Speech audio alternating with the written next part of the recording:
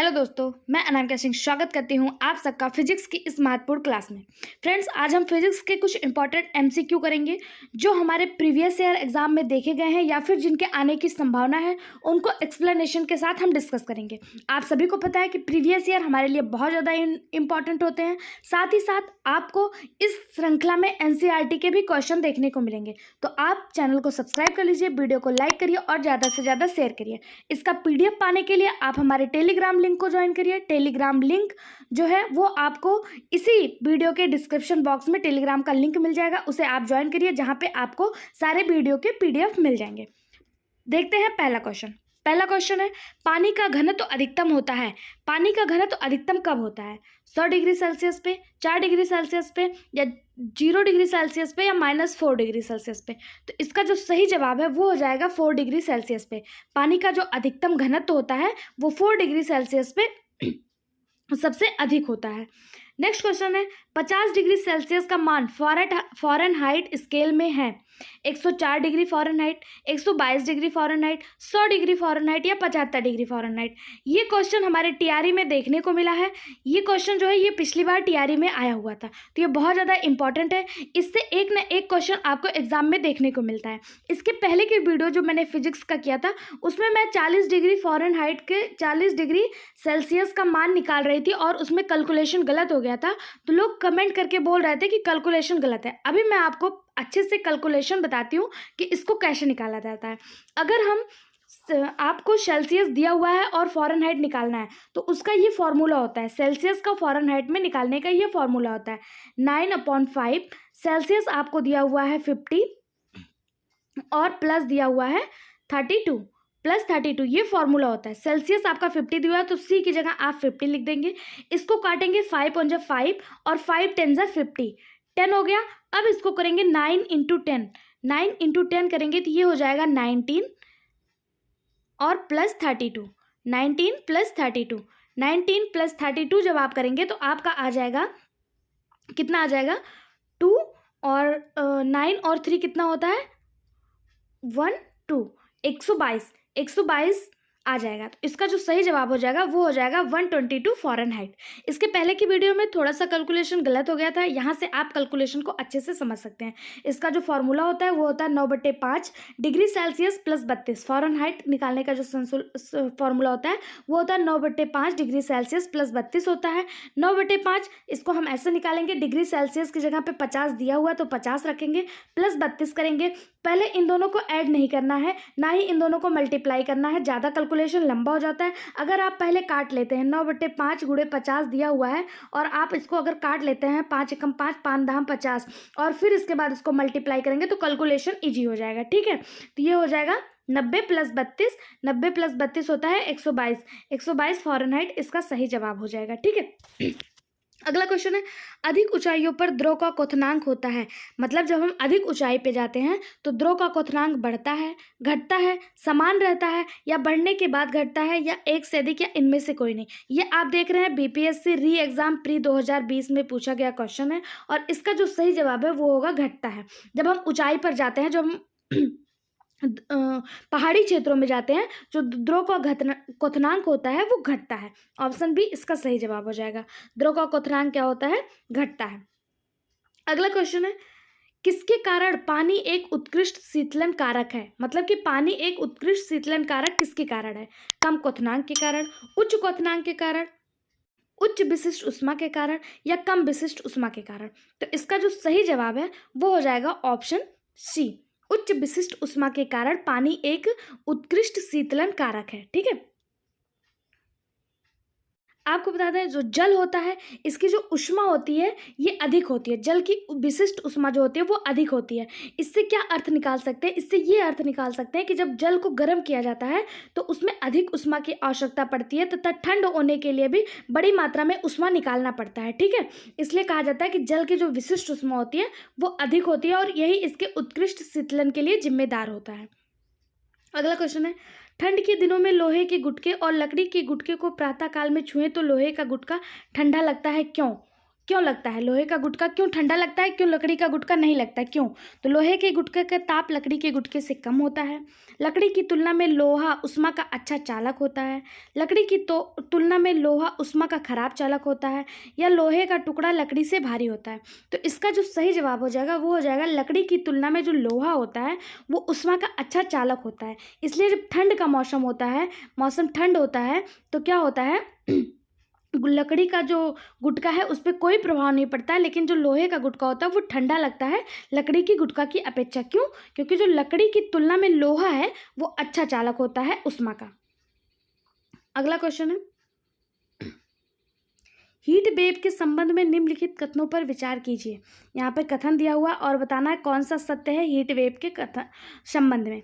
पहला कथन है, यदि किसी मैदानी इलाके का अधिकतम तापमान कम से कम 30 डिग्री सेल्सियस या इससे अधिक तक पहुंच जाता है तो उसे हीट वेव माना जाता है।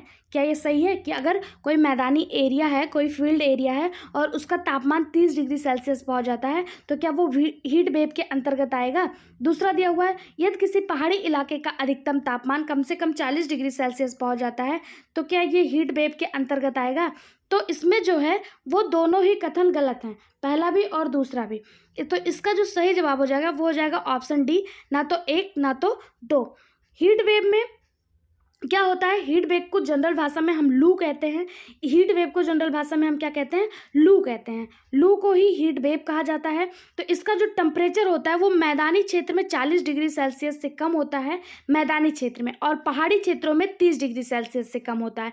लेकिन जो आपका ऑप्शन दिया हुआ था वो वहाँ पे अपोजिट दिया हुआ था, मैदानी क्षेत्र का 30 दिया हुआ था और पहाड़ी क्षेत्र का 40 दिया हुआ था। तो ये दोनों ही गलत हो गया था, क्योंकि जो मैदानी क्षेत्र के लिए कम से कम 40 डिग्री होना चाहिए और पहाड़ी क्षेत्र पे अधिक, और पहाड़ी क्षेत्रों के लिए 30 डिग्री से अधिक होना चाहिए। ठीक है, मैदानी क्षेत्र में 40 डिग्री सेल्सियस से अधिक होना चाहिए और पहाड़ी क्षेत्रों पे कम से कम 30 डिग्री सेल्सियस से अधिक होना चाहिए। इसी को हीट वेव कहा जाता है, लू कहा जाता है। ठीक है, अगला क्वेश्चन है, ऊष्मा स्थानांतरण किसके लिए, जिसके लिए किसी माध्यम की आवश्यकता नहीं होती, कहलाता है? मतलब ऊष्मा का वो स्थानांतरण जिसके लिए किसी माध्यम की आवश्यकता नहीं होती वो क्या कहलाता है? प्रतिबिंब, संचालन, संवहन या विकिरण? तो इसका सही जवाब हो जाएगा विकिरण। ऑप्शन ए इसका सही जवाब हो जाएगा विकिरण। ऊष्मा स्थानांतरण के लिए विकिरण विधि में माध्यम की कोई आवश्यकता नहीं होती है। ठीक है, अगला क्वेश्चन है, लोलक की काला अवधि यानी कि जो लोलक होता है उसका टाइम पीरियड किस पे निर्भर करता है?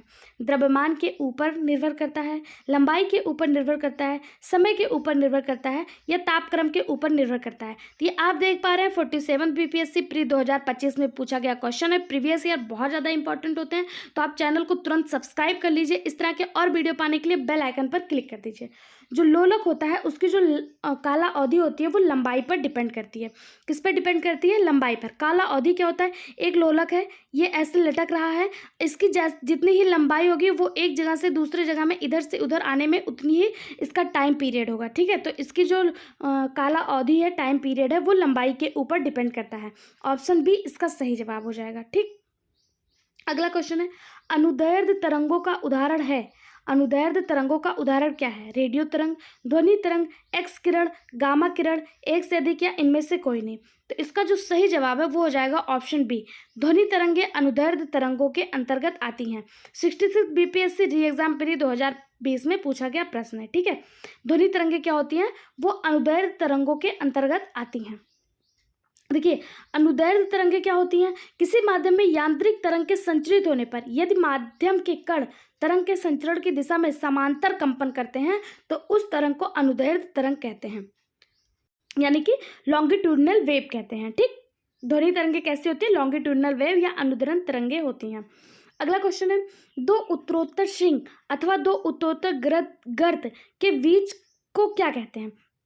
यानी कि जो दो उत्तरोत्तर श्रृंग और दो उत्तरोत्तर गर्त होते हैं, यानी कि जो ऐसे चलता है, और दो उत्तरोत्तर श्रृंग और दो उत्तरोत्तर ग्रंथ के बीच के अंतर को क्या कहते हैं? आयाम कहते हैं, तरंगदैर्ध्य कहते हैं, आवृत्ति कहते हैं, एक से अधिक या इनमें से कोई नहीं? तो इसका सही जवाब हो जाएगा उसे तरंगदैर्ध्य कहते हैं। ठीक है, दो उत्तरोत्तर श्रृंग और दो उत्तरोत्तर गर्त के बीच के जो ऐसे पैटर्न होता है, इन दोनों के बीच के स्थान को क्या कहते हैं? तरंगदैर्ध्य कहते हैं। ठीक है, अगला क्वेश्चन है, विद्युत चुंबकीय तरंगों का वेग होता है। विद्युत चुंबकीय तरंगों का वेग कितना होता है?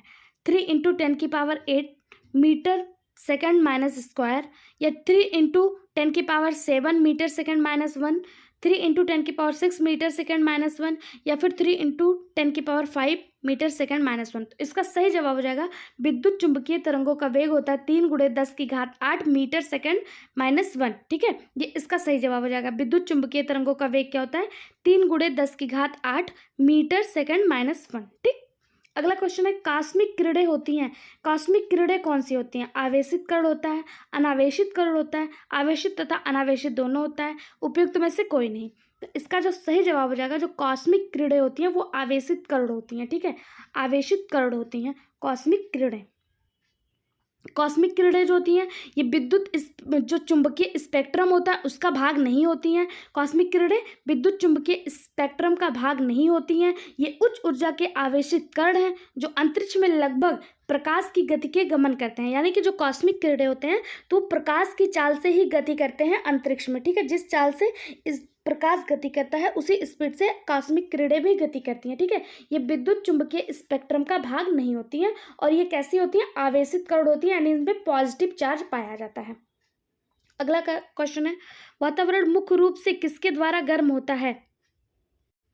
पहला ऑप्शन दिया है दीर्घ तरंग स्थलीय विकिरण, लघु तरंग सौर विकिरण, परावर्तित सौर विकिरण, एक से अधिक या इनमें से कोई नहीं। तो इसका जो सही जवाब है वो हो जाएगा ऑप्शन ए, वातावरण दीर्घ तरंग स्थलीय विकिरण के कारण गर्म होता है। वातावरण कैसे गर्म होता है? दीर्घ तरंग स्थलीय विकिरण, यानी कि लॉन्ग वेव फॉर्म के रूप में वातावरण जो होता है वो गर्म होता है। ठीक है, अगला क्वेश्चन है आंतों के रोगों के निदान के लिए किस किरणों का यूज किया जाता है? ऑप्शन दिया हुआ है एक्स किरण, अल्फा किरण, बीटा किरण या गामा किरण। तो इसका जो सही जवाब है वो हो जाएगा एक्स किरण। एक्स किरण जो होता है वो आंतों के निदान के लिए यूज किया जाता है। एक्स किरण जो होता है ये विद्युत चुंबकीय तरंग होता है, विद्युत चुंबकीय विकिरण होता है और ये चिकित्सा में आंतों के रोगों के निदान के लिए यूज किया जाता है। तो इसका सही जवाब हो जाएगा ऑप्शन ए, एक्स किरण। अगला क्वेश्चन है हर्ट्ज को क्या मापा जाता है? हर्ट्ज में क्या मापा जाता है? आवृत्ति, ऊर्जा, ऊष्मा या गुणवत्ता? तो इसका जो सही जवाब है वो हो जाएगा आवृत्ति। आवृत्ति यानी कि फ्रीक्वेंसी को हर्ट्ज में मापा जाता है। हर्ट्ज में किस में मापा जाता है? फ्रीक्वेंसी यानी कि आवृत्ति को, यानी कि आवृत्ति का जो एसआई यूनिट है वो क्या है? हर्ट्ज है। ठीक है, और इसका जो सिंबल होता है वो होता है एच जेड। हर्ट्ज का सिंबल क्या होता है? एच जेड हर्ट्ज का सिंबल होता है। फ्रीक्वेंसी को इसमें मापा जाता है। जो मनुष्य के जो सामान्य मनुष्य है उसकी जो सुनने की क्षमता होती है, जो उसकी आवृत्ति होती है उसे भी हर्ट्ज में मापा जाता है और वो कितना होता है? वो 20 हर्ट्ज से लेकर 20,000 हर्ट्ज तक होता है। यहाँ से भी क्वेश्चन देखने को मिलता है कि मनुष्य के सुनने की क्षमता कितनी होती है या सामान्य मनुष्य कितने हर्ट्ज से लेकर कितने हर्ट्ज तक की ध्वनि सुन सकता है। तो अगर 20 से कम होगा तो भी मनुष्य नहीं सुन पाएगा और 20,000 से ऊपर होगा तो भी मनुष्य नहीं सुन पाएगा। 20 हर्ट्ज से लेके 20,000 हर्ट्ज के बीच में जो सुनने की क्षमता होती है वो पाई जाती है। ठीक है, अगला क्वेश्चन है आवृत्ति को मापा जाता है। Same question 64th BPSC pre और सेम क्वेश्चन आपको यहाँ पे भी देखने को मिला 65th बीपीएससी, यानी कि प्रीवियस ईयर क्वेश्चन रिपीट होते हैं। बार बार कह रही हूँ प्रीवियस ईयर क्वेश्चन आपके लिए बहुत ज़्यादा इंपॉर्टेंट है। तो चैनल को सब्सक्राइब कर लीजिए, बेल आइकन पर क्लिक कर लीजिए जिससे कोई भी वीडियो आए तो आप तक तुरंत पहुँच जाए।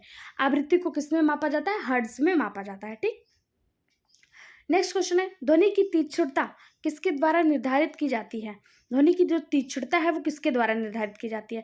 ध्वनि का वेग, ध्वनि का आयाम, ध्वनि का तरंग दैर्घ्य, एक से अधिक या इनमें से कोई नहीं। इसका जो सही जवाब हो जाएगा वो हो जाएगा ऑप्शन सी, ध्वनि के तरंग दैर्घ्य। ध्वनि की जो फ्रिक्वेंसी है, जो ध्वनि की आवृत्ति है, ध्वनि की जो तीक्ष्णता है जिसे श्रिलनेस कहते हैं, श्रिलनेस कहते हैं या इसी को पिच कहा जाता है। श्रिलनेस या पिच जो होता है ये किस पे निर्भर करता है? तरंग दैर्घ्य पर निर्भर करता है। किस पर निर्भर करता है? तरंग दैर्घ्य पर निर्भर करता है। आपसे यहाँ पे क्वेश्चन पूछा जाए कि एक महिला की आवाज एक पुरुष की अपेक्षा अधिक तीखी होती है, क्यों? क्योंकि उसकी जो ये तीक्ष्णता होती है उसी पे ये डिपेंड करता है। आवृत्ति और तरंग दैर्घ्य यानी कि जो वेवलेंथ होते हैं वो एक दूसरे के व्युत्क्रमानुपाती होते हैं। ठीक है, और ध्वनि की तीक्ष्णता तरंग दैर्घ्य पर निर्भर करता है। अगला क्वेश्चन है जब एक ध्वनि तरंग एक माध्यम से दूसरे माध्यम में जाती है तो वह राशि को अपरिवर्तित रहती है।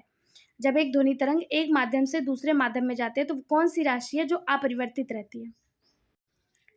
वो क्या है? पहला ऑप्शन दिया हुआ आवृत्ति, आयाम, तरंग दैर्घ्य और चाल। तो इसका जो सही जवाब हो जाएगा वो हो जाएगा ऑप्शन ए आवृत्ति यानी कि फ्रीक्वेंसी। ध्वनि जब एक माध्यम से दूसरे माध्यम में जाती है तो उसका आयाम बदलता है, तरंगदैर्घ्य बदलता है, चाल भी बदलता है यानी कि स्पीड भी चेंज होता है, लेकिन जो आवृत्ति होती है, फ्रीक्वेंसी होती है, उसमें कोई भी बदलाव देखने को नहीं मिलता है। ऑप्शन ए इसका सही जवाब हो जाएगा। अगला क्वेश्चन है, इसके पहले आपको बता दें जो आयाम होता है, फ्रीक्वेंसी होती है, जो फ्रीक्वेंसी होती है ये फ्रीक्वेंसी और जो तरंगदैर्घ्य होता है ये दोनों एक दूसरे के व्युत्क्रमानुपाती होते हैं। ठीक है। अगला क्वेश्चन है, वायु में ध्वनि तरंग होती है तिरछी, अनुदैर्ध्य, विद्युत चुंबकीय या ध्रुवीकृत। तो इसका सही जवाब हो जाएगा अनुदैर्ध्य। वायु में जो ध्वनि तरंगें होती हैं वो कैसी होती हैं? अनुदैर्ध्य होती हैं। ठीक है। अगला क्वेश्चन है, एक संगीत कार्यक्रम में ऑर्केस्ट्रा बजाने से पहले एक सितार वादक तनाव को समायोजित करने की कोशिश करता है और स्ट्रिंग को उपयुक्त रूप में बांधता है। ऐसा करके वह क्या ठीक करने की कोशिश कर रहा है? वाद्य यंत्रों की आवृत्ति के साथ सितार स्ट्रिंग की आवृत्ति, ध्वनि का आयाम, ध्वनि की तीव्रता, एक से अधिक या इनमें से कोई नहीं। तो इसका जो सही जवाब है वो हो जाएगा ऑप्शन ए, अन्य वाद्य यंत्रों की आवृत्ति के साथ सितार स्ट्रिंग की आवृत्ति को सेट करने की कोशिश कर रहा है। यदि वो क्या करता है कि क्या करेगा, अगर वो स्ट्रिंग को उपयुक्त रूप से बांधता है। ठीक है। तो क्या करेगा, अन्य वाद्य यंत्रों के साथ आवृत्ति को जो है अन्य वाद्य यंत्रों की आवृत्ति के साथ स्टार स्ट्रिंग की आवृत्ति को सेट करने की कोशिश करता है। ऑप्शन ए इसका सही जवाब हो जाएगा। अगला क्वेश्चन है, 100 डेसिबल का प्रबल स्तर संगत होता है मात्र श्राव्य ध्वनि के, आम बातचीत के, एक शोरगुल वाली सड़क से आगे जाने वाली ध्वनि, एक मशीन शॉप में आने वाली शोरगुल, एक से अधिक या इनमें से कोई नहीं। तो इसका सही जवाब हो जाएगा ऑप्शन डी, 100 डेसिबल की जो ध्वनि होती है वो एक मशीन शॉप में आने वाले शोरगुल को प्रदर्शित करती है। आपको बता दें जो ध्वनि होती है वो डेसिबल में मापी जाती है। यहाँ से भी क्वेश्चन देखने को मिलता है कि ध्वनि मापने की इकाई क्या होती है, तो ध्वनि मापने की इकाई क्या होती है? डेसिबल होती है। ठीक है। जिसे आप डीवी से जिसका जो सिंबल होता है वो डीवी होता है। ध्वनि मापने की इकाई क्या होती है? डेसिबल होती है। इसको डीवी, इसका सिंबल क्या होता है? डीवी होता है। ठीक है। जो 100 डेसिबल होता है वो एक शोरगुल वाले स्थान को, जहाँ पे मशीन पाए जाते हैं, जहाँ पे मशीन शॉप है, फैक्ट्री है, वहाँ पे 100 डेसिबल तक की ध्वनि होती है। और जो मनुष्य मतलब स्वस्थ मनुष्य जो होता है, जो हम लोग ध्वनि स्तर सुनते हैं वो 45 होना चाहिए। कितना होना चाहिए? 45 होना चाहिए। जो आम बातचीत की ध्वनि होती है वो 30 से लेके 35 के बीच में होती है। आम बातचीत की ध्वनि कितनी होती है? 30 से लेके 35 डेसिबल की होती है। ठीक है। और ऐसा कहा जाता है, WHO बताता है कि यदि अगर हम अपने कानों को स्वस्थ रखना चाहते हैं तो हमें 85 डेसिबल से उच्च स्तर की ध्वनि को नहीं सुनना चाहिए या इससे ज़्यादा ध्वनि प्रदूषण नहीं करना चाहिए। ये हमारे लिए हानिकारक होता है। ठीक। अगला क्वेश्चन है, अल्ट्रासोनिक तरंगे। अल्ट्रासोनिक तरंगे क्या होती हैं? 20 किलो हर्ट्ज से कम आवृत्ति की ध्वनि, 20 किलो हर्ट्ज से ज़्यादा आवृत्ति की ध्वनि, 20 किलो हर्ट्ज से और 20 किलो हर्ट्ज के 20 हर्ट्ज और 20 किलो हर्ट्ज के बीच की, या विद्युत चुंबकीय तरंगे, या एक से अधिक या इनमें से कोई नहीं। तो जो अल्ट्रासोनिक तरंगे होती हैं वो 20 किलो हर्ट्ज से ज़्यादा की आवृत्ति होती हैं। 20 किलो हर्ट्ज या फिर इसको 20,000 हर्ट्ज भी लिखा जाता है। 20 किलो हर्ट्ज को भी 20,000 हर्ट्ज लिखा जाता है। ये कैसी होती हैं? ये अल्ट्रासोनिक तरंगे होती हैं। ये मनुष्य के लिए सुनने, मतलब इसको मनुष्य नहीं सुन सकता है, क्योंकि जो हमारे सुनने की जनरल क्षमता होती है वो 20 हर्ट्ज से 20,000 हर्ट्ज तक होती है। ठीक है। ये जनरल क्षमता होती है। इसके ऊपर जाएंगे तो अल्ट्रासोनिक तरंगे होती हैं जो हमें नहीं सुनाई देती हैं। ठीक है। अगला क्वेश्चन है, बिल्ली के सुनने का आवृत्ति विस्तार होता है। जो बिल्ली है वो कितने से कितने डेसिबल, कितने से कितने हर्ट्ज तक सुन सकती है? 20 हर्ट्ज से 20 किलो हर्ट्ज, 20 हर्ट्ज से 50 किलो हर्ट्ज, 45 हर्ट्ज से 64 किलो हर्ट्ज, या फिर 10 हर्ट्ज से 100 किलो हर्ट्ज। तो इसका जो सही जवाब है, बिल्ली की जो सुनने की क्षमता होती है वो 45 हर्ट्ज से 64 किलो हर्ट्ज तक सुनने की क्षमता होती है। 45 हर्ट्ज से 64 किलो हर्ट्ज तक सुनने की क्षमता होती है बिल्ली की। ठीक है। अल्ट्रासोनिक तरंगे कितनी होती हैं? 20,000 के ऊपर अल्ट्रासोनिक होती हैं। जो अल्ट्रासोनिक तरंगे किसको सुनाई देती हैं? तो अल्ट्रासोनिक तरंगे जो होती हैं वो डॉल्फिन, चमगादड़ आदि जैसे ध्वनियों को सुनाई देती हैं। आज जैसे जो जंतु होते हैं, डॉल्फिन हो गया, चमगादड़ हो गया, ये अल्ट्रासोनिक पर अपना कार्य करती हैं। ठीक है। अल्ट्रासोनिक तरंगे उत्पन्न करती हैं। ठीक है। श्रव्य तरंगे कितनी होती हैं? 20 हर्ट्ज से 20,000 हर्ट्ज के बीच होती हैं। अश्रव्य तरंगे कितनी होती हैं? जो हमें नहीं सुनाई देती हैं, वो 20 हर्ट्ज से कम होती हैं। और प्राश्रव्य तरंगे कितनी होती हैं? 20,000 से अधिक होती हैं प्राश्रव्य तरंगे। अगला क्वेश्चन है, ध्वनि का वायु में वेग अनुमानता होता है। ध्वनि का वायु में वेग कितना होता है? 10 किलोमीटर पर सेकंड, 330 किलोमीटर पर सेकंड, 10 मील पर मिनट, या फिर 3 × 10 की घात 10 मीटर पर सेकंड। तो इसका सही जवाब हो जाएगा ध्वनि का वायु में वेग 330 मीटर पर सेकंड होता है। ध्वनि का वायु में वेग कितना होता है? 330 मीटर पर सेकंड होता है।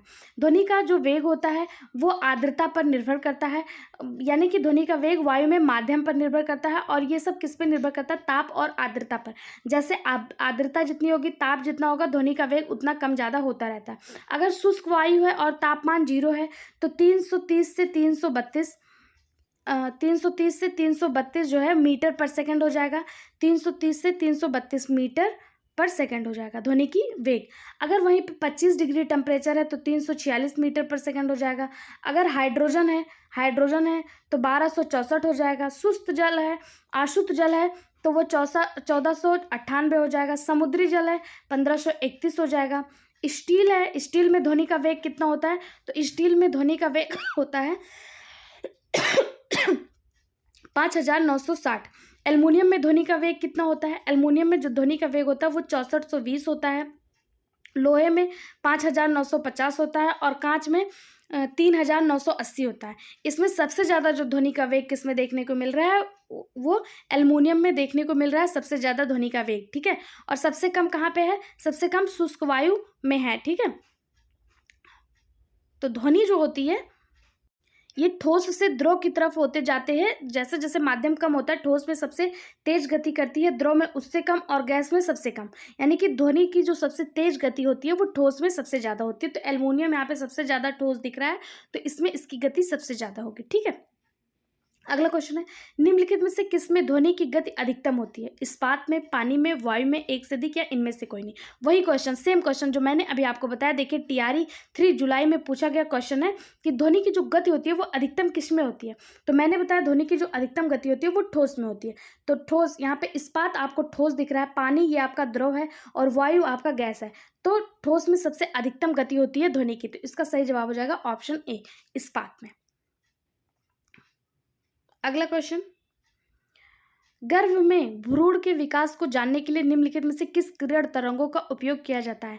एक्स किरणें, सूक्ष्म तरंगे, पराध्वनि तरंगे जिसे अल्ट्रासोनिक वेव कहते हैं, या परावैंगनिक किरणें, अल्ट्रावायलेट रे। तो इसका सही जवाब हो जाएगा ऑप्शन सी, अल्ट्रासोनिक किरणों का यूज किया जाता है। अल्ट्रासोनिक किरणों का यूज, अगर हम गर्भ में भ्रूण का पता लगाते हैं तो अल्ट्रासोनिक किरणों का यूज किया जाता है। अल्ट्रासोनिक तरंगों का, अल्ट्रासोनिक वेव का यूज किया जाता है अल्ट्रासाउंड के माध्यम से, ठीक है। अगला क्वेश्चन है, विद्युत धारा की इकाई है। विद्युत धारा की इकाई क्या है? कूलाम, वोल्ट, वाट, या एम्पियर। तो इसका सही जवाब हो जाएगा, जो विद्युत धारा का इकाई है वो होगा एम्पियर। ऑप्शन डी इसका सही जवाब हो जाएगा। विद्युत धारा की एसआई यूनिट क्या है? एम्पियर है, ठीक है।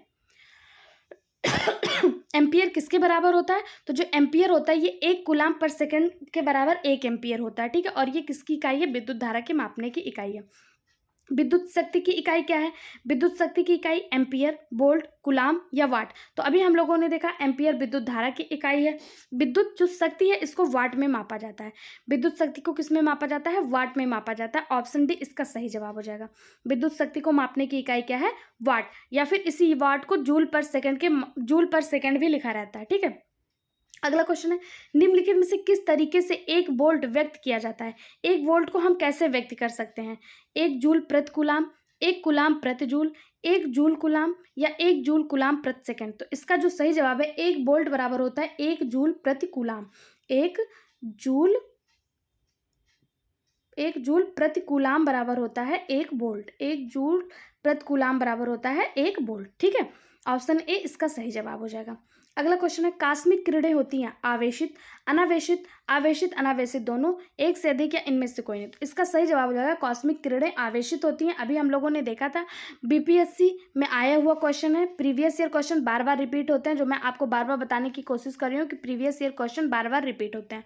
प्रीवियस ईयर क्वेश्चन हमारे लिए बहुत ज़्यादा इंपॉर्टेंट होता है। देखिए फिर वही क्वेश्चन आ गया, विद्युत शक्ति की इकाई क्या है? विद्युत शक्ति की इकाई क्या होता है? वाट होता है। विद्युत शक्ति की इकाई क्या होता है? वाट होता है। ऑप्शन डी इसका सही जवाब हो जाएगा। आज की वीडियो में बस इतना ही था। इस तरह के और वीडियो पाने के लिए चैनल को लाइक करें, चैनल को सब्सक्राइब करें, वीडियो को लाइक करें तथा ज़्यादा से ज़्यादा शेयर करें। साथ ही आपको हिस्ट्री ज्योग्राफी के अच्छे एक्सप्लेनेशन के साथ प्रीवियस ईयर क्वेश्चन आपको इसी चैनल पे पूर्वालोकन घटना चक्र की बुक से और बिहार के जितने भी इंपॉर्टेंट क्वेश्चन है वो सब अभिषेक सर द्वारा बहुत अच्छे एक्सप्लेनेशन के साथ सॉल्व करवाया जा रहा है, आप उसे भी देख सकते हैं। वीडियो में लास्ट तक बने रहने के लिए धन्यवाद। PDF पाने के लिए टेलीग्राम चैनल को ज्वाइन करना ना भूलें। Thank you.